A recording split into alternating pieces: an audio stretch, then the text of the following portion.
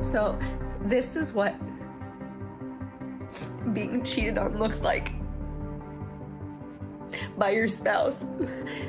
I hurt so bad. I feel so gross.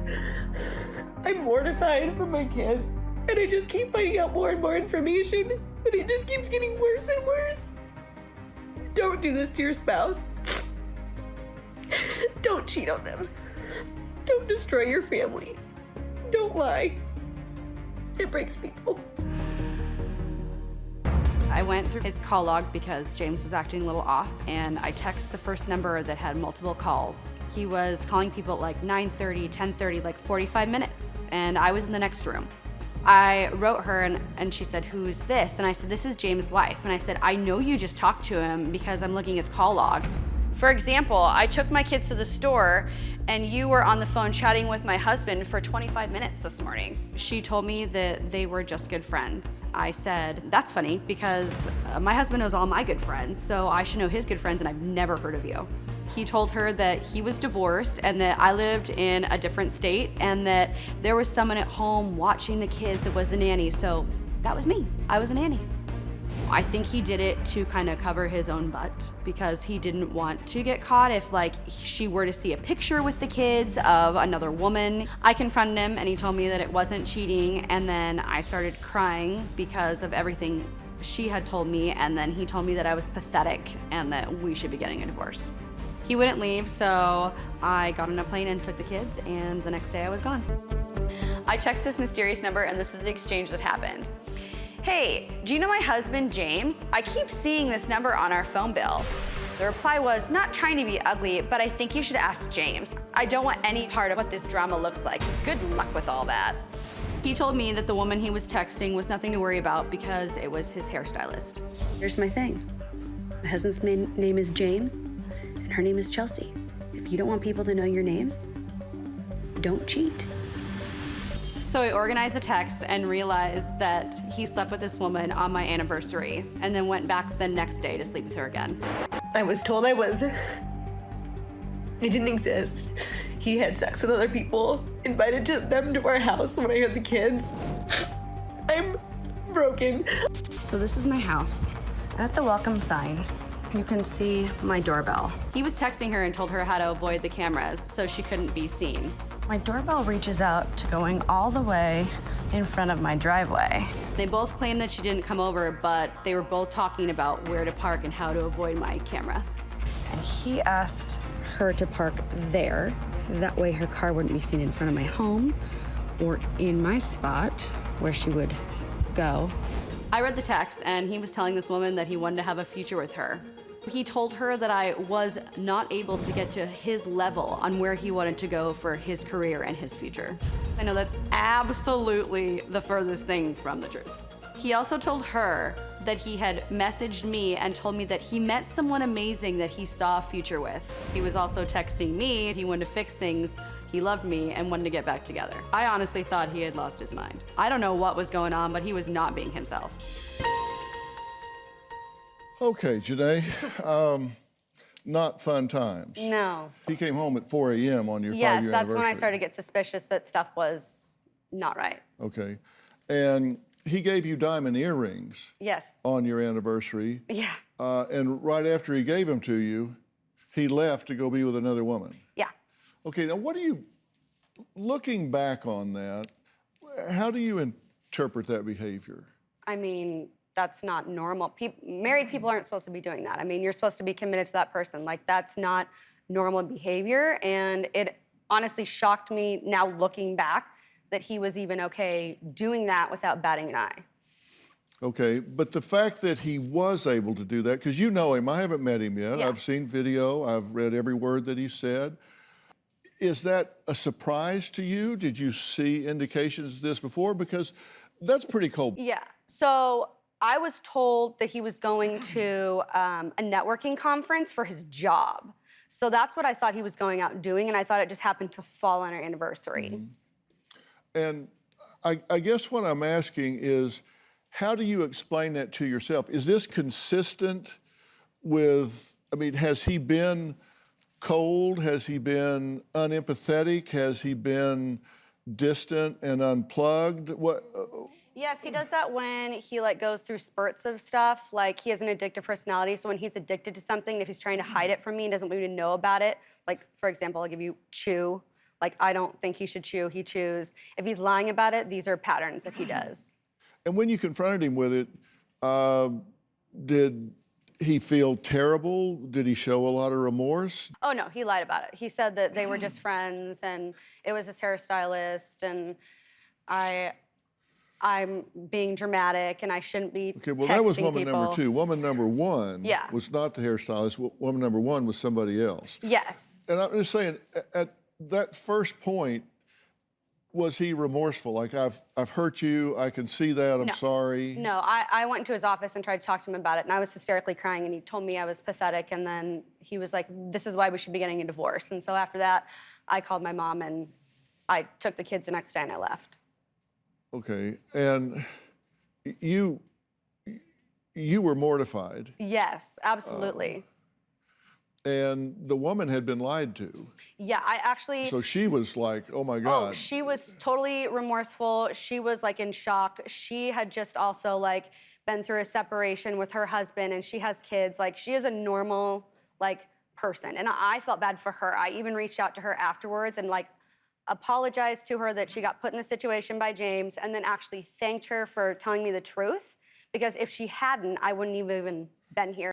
The thing that needs to be addressed is that if we would have been having sex regularly, this would not have happened 100%. This feels like a big bait and switch because at the beginning it was very sexual and then all of a sudden it just turned off. One of the reasons why she said she wasn't being intimate with me is because of her hormone problems she was having from her cancer treatments from before we were in a relationship.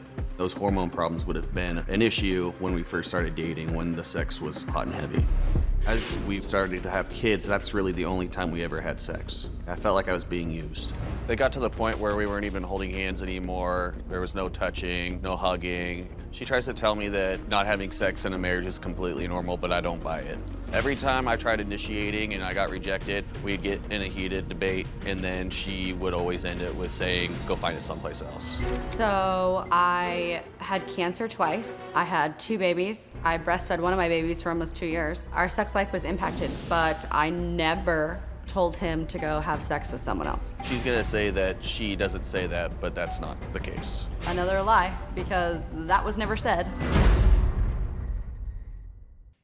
Okay, James, I'm glad you're here because we're going to try to find the bottom here somewhere. Yeah. Right. So you say you essentially were just following directions. She said, just, you want sex, get it somewhere else. I mean, yes and no. You hear something enough times, it kind of gets stuck in the back of your mind, and it doesn't make it right. But you hear it enough times, it's kind of in the back of your head. Okay, but that taken with the fact that you think this was a bait and switch situation, that you, when you were courting, when you were in the engagement phase, dating, and all of that, you were very sexually active, and she had the same hormonal impact from chemotherapy and all of that then that she had now, and it didn't affect it. Yeah. You think this was bait and switch. I'll show you this and then give you this. Right. Yeah, that's just how it appears, yeah. It really sounds like you're basically the victim here. She conned you. I wouldn't say that. Well, you did say that. I don't like to call myself the victim. Obviously, she's the victim in this situation. But I mean, there are things that led up to it that, you know, I didn't just go out and cheat because I wanted to go cheat. It was many years of us having issues and problems that led up to it.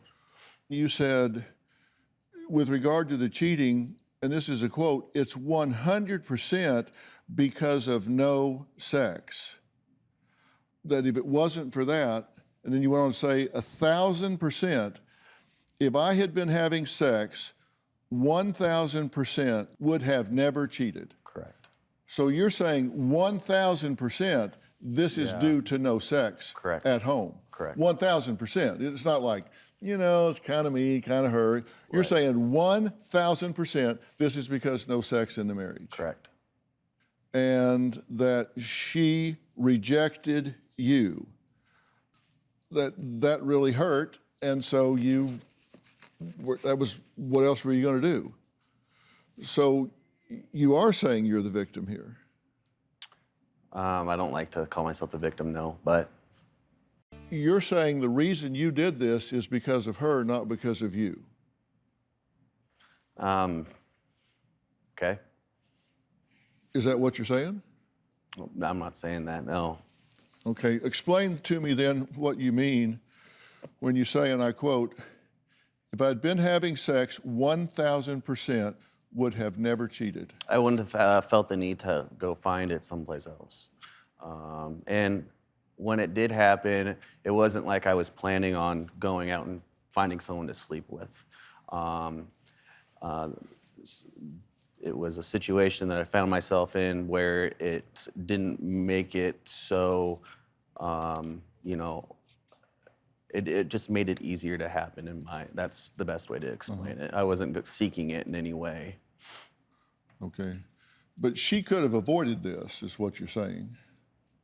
If she had stayed sexually active with you, right, this would have never happened. I don't believe so, no. So she had the control button.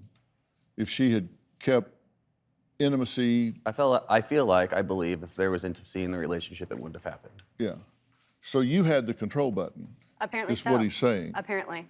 And I was unaware, which is, you know, here's what bothers me. We were trying to have kids, and our last baby, up until literally, I think, the night before he had sex with the second woman. So it's not like he wasn't getting sex, it's just not the sex he wanted.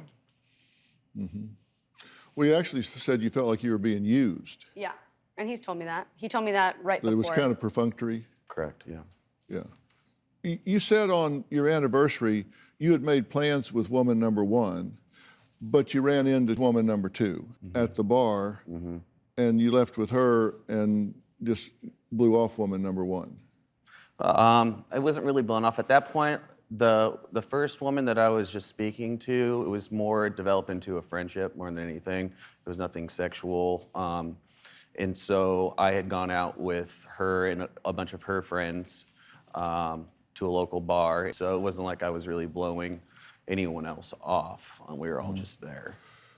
On your anniversary, right? Why were you in a bar on your anniversary? I'd find that a little hard to sell around my house. No, it's horrible. And it was one of those things where it was planned out, and it was planned out on the day of the week, and I didn't look at the calendar. It was just, you know, just like that. I should have said, oh my God, that's my anniversary. I should be staying home with my wife, but I didn't. Oh. Yeah. So you had a decision to make, either disappoint your date or disappoint your wife. So you thought, I'll keep my date. Right. Yeah, that's what happened. Yeah. Drop off the earrings and right, keep your date. Correct. Okay. She says when she confronted you with it, you said, I'm a man, I can do whatever I want to do. Yeah. About staying out late, he means. Yeah, with regard to being out till 4 a.m. Right. Those are words that I usually wouldn't say. I was in that whole time period, I think I was just trying to build a wall between the two of us that made it easier for me to do what I was doing. I knew what I was doing was wrong. And I think I was building up some kind of, I was trying to make it easier for me to go out and do these things because I knew what I was doing was wrong, if that makes sense. Mm-hmm. We started counseling. James said to the therapist and myself that he wasn't talking to his hairstylist anymore. He still was. I found out that he had a number to communicate with her. He thought I wasn't gonna find out about it, but I did. I had reached out to tell her about the video that went viral and told her that Jenaye really was out for blood. I would accept an apology from her if she stopped lying about thinking that he was single, because she sure as hell didn't. He was concerned about her and what might happen to her career. So after I found that out, I was like, well, you lied again, so another reason we will never get back together. Well, Jenaye says going to couples counseling to try and repair their marriage didn't stop James from reaching out to woman number 2. James says his deception and manipulation weren't just reserved for his wife, he also used them to get his needs met by other women. James is good at manipulation. I manipulated woman number 1 by just making up a whole life. The story I fabricated was that I was a divorcee with custody of my kids, and it worked as I expected it to. We kissed the first night we met, and she asked me to go home with her that night, but that did not happen. I manipulated woman number 2 by telling her that I cared about her and that I wanted a future with her. I didn't mean any of those things, I just wanted to have sex. I knew she was the type of girl that was very insecure, and I was just telling her the thing I knew she wanted to hear. And I knew she was easy to sleep with. She knew about Jenaye the entire time. There was nothing specifically special about any of these women, I just was taking advantage of them. I was deployed a total of 3 times, once in Iraq and twice in Afghanistan. A big part of what I did in the Army was on-the-spot interrogation and building relationships with politicians and different insurgencies. My training in the military and experiences I have made the manipulation a lot easier. He did manipulate the other women. I don't think that he manipulates me. I think he's tried. No offense to them, but I know him better than them. I'm smarter when it comes to the games he tries to play and the lies he tries to pull. Okay, so what you're saying is you've been trained in the military for relationship building, disarming people, getting them comfortable and trusting you, and you use those skills with women. Yes. Yeah. Okay. And it worked, right? Yes. And you sent some text to woman number 2 with his feelings about her, and you've seen these. Mm-hmm. My eyes are set on you. I'm ignoring all these other girls. I see value in someone special in you. Now, I would be with you every single night if I could. I like being next to you, even if nothing is being said. You're special to me. And then in text 3, you said, I don't ever put this much effort into girls, making myself vulnerable with you. So was this all manipulation, or were you feeling an emotional pull towards her? No, there was no emotional pull whatsoever. It was 100% just telling her things that I thought she wanted to hear at the time. You spoke about Jenaye to her as well, because you said, Jenaye just wasn't on my level for how big I want to go. I need a classy woman by my side. Perception is everything. And Jenaye never told me anything before she left. Such a stupid bitch. We were best friends before things hit serious, but blank, how stupid was I? What was the objective with this series? That first one, I do remember that first text, and that was in regards to the business that I'm starting, and which she knows about, and that was just a way to get her to feel special, really. And to tell you the truth, I think Jenaye is way more of a classier person, and I knew she liked to hear it. So. Do you want to save this relationship? Absolutely, yes. Why? Because I love her. She's been the best part of my life since she came in it, and I don't want to lose her. Be expensive too. What would be expensive? To lose her. Oh yeah. You have to pay alimony and child support and 2 houses. I would lose my kids, so that's and then your kids and all. Because you weren't real highly motivated to reconcile initially. Yeah, I was in the walls I told you I was building up to make it easier for myself were still up back during those Because times. when she left, you got on a dating site. Yep. You were still contacting other women. Yes, I was. When you guys were in couples therapy, you were still... There was a day where we had gotten in a fight about things, and I was... Just to be clear. Correct. And I reached back out to her in spite another very childish thing that I did, yes. You weren't texting her while you were in the session? No, no. Parking lot? No, it was probably a day after their first session, yeah. Okay. Yeah. So that wasn't really working. No. Therapy The first session didn't fix everything, no. Yeah. Jenaye says not only did James break her trust, but he also invited a lot of drama into their lives by being with this other woman. I made a video about how heartbroken I was that my husband cheated on me, and it went viral. I feel so gross.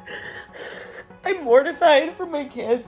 I went from having 100 followers to 50,000 followers. In one video, I mentioned his hairstylist by name, but I did not say her last name. The girl he cheated with, Chelsea, yes, I'm gonna say her name because there's millions of Chelseas, is mad because super sleuths on here found out who she is and her last name and where she works, and I guess you guys are contacting her. People started writing reviews about her job, and it got ugly really fast. A couple days later, she came to my home where my children and I were asleep and egged it. So, Chelsea, the girl that my husband got with, came to my home where my babies were sleeping last night and TP'd and egged it. What would you do? Some of the eggs didn't break, so I had James make breakfast out of it. We were out of eggs, so thank you for leaving some that you didn't throw hard enough to actually make hit my house, because now we're gonna make some eggs for our kids. Recently, she and her friends called me at 1:30 a.m. and left me an awful voicemail. You think you know people, honey? I know people that can make you and your little friends cry like the little bitches you are. Act like the adult you are, fix your marriage or end it. Aren't they so kind? Class acts. I filed an incident report about the egging, vandalism to your home, and then it was about the voicemail because of the threats. I didn't want to take any chances because people are crazy. I said to James, you brought this crazy in our life, you need to fix it. Well, we're out of time for today, but you do not want to miss tomorrow when Jenaye gets her wish, because she's going to sit down face to face with woman number 2. That's Chelsea. Here's a sneak peek. Tomorrow, you'll meet the other woman. The one James slept with on his 5th anniversary is here. Speaking with her face to face is something that you want to do. Yes. Come on out. There's a lot that she doesn't know. Then say one and let's start the conversation. When I went to the bar, I didn't go up to him because I thought he was married. He is married, you do realize that, right? Did you believe he was separated? Yes. What man would invite a woman to their house if he still lives with her? A cheater. You should put that energy on your marriage and not me. Well, you don't need to be giving her therapy. Why is she so mad at me? Well, you were sleeping with her husband. That's tomorrow. You do not want to miss that. Did Chelsea, woman number 2, know James was still married when they slept together? Will she apologize to Jenaye? Well, you're going to find out tomorrow. Look, I want to thank all of my guests today. For more information about today's episode, log on to drphil.com. You can follow me on Twitter, Instagram, TikTok, and Facebook. This is what being cheated on looks like. He told me I was pathetic. You're saying 1,000% this is because no sex in the marriage. If there was intimacy in the relationship, it wouldn't have happened. Well, woman number 2 is here. Come on out. New Dr. Phil. Check your local listings.